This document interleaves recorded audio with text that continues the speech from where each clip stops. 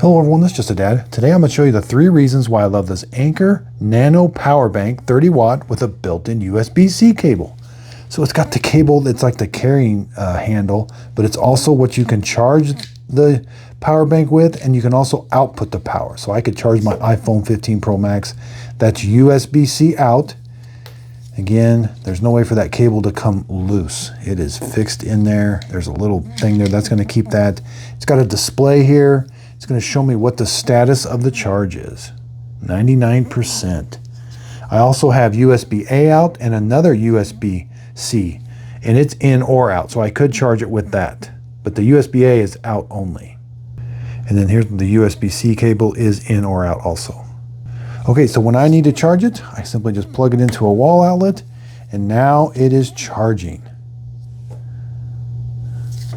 Then when I want to power up something, I want to plug this into my iPhone 15 Pro Max because it's got USB-C. There it is. It shows me the time remaining also. That's a countdown. 6 hours and 48 minutes.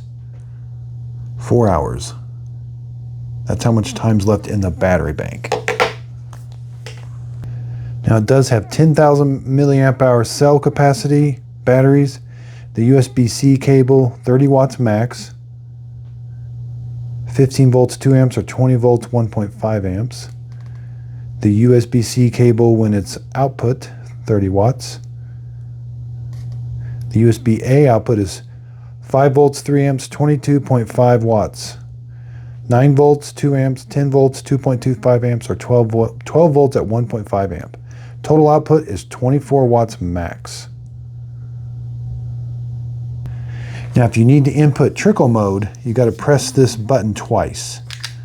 If you want trickle mode, which is smaller voltage coming out of the USB-A, you're going to double tap that and you'll see a little dot right there. Double tap it again, turns it off. Turns that trickle charge off. That's for charging like AirPods or something. All right, let's go over dimensions. 4 inches, 2 inches, 7/8 thick. Let's see how long the cable is. 7 inches. Very, very durable, seems like.